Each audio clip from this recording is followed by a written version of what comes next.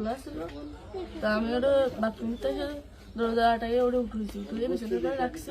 মানে জ্ঞান হারাইছিল না ঘুমাই পড়ছিল জানি না, কিন্তু নাড়াচাড়া লাগার কারণে উঠে গেছিল।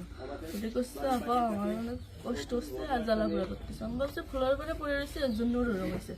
তারপরে ও ঘুমাইছিল না কি জানি না, আমি কাছে চুপ করে ঘুমাই পড়।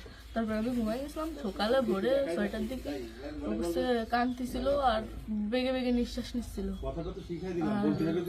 তারপরে আমি করছি কি কি হয়েছে তোর, ওরকম কাঁদতেছিল রাত্রেও, আবার মনোরম করতেছি, শান্তও করে আদর যাচ্ছে।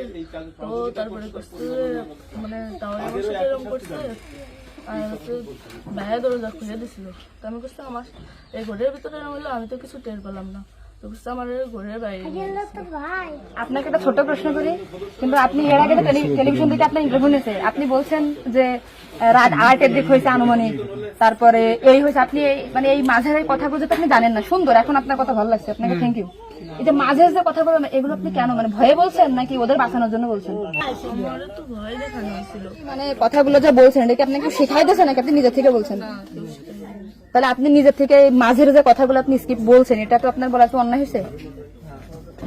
তাহলে আপনি নেক্সট টাইম, মানে আমরা খুব, মানে আমি আপনার ভিডিও 100 বার দেখেছি, 70টা কেন জানি, আজকে দেখেন আমি 10 থেকে আইছি, আপনাদের ওই বাড়ি গেছিলাম আমি, ঠিক আছে?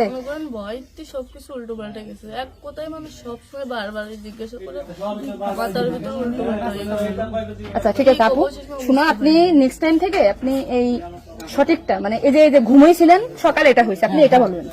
কিন্তু মাঝের কথা বলে আপনার এক্সট্রা বলার দরকার নেই, বললে আমরা বিভ্রান্তি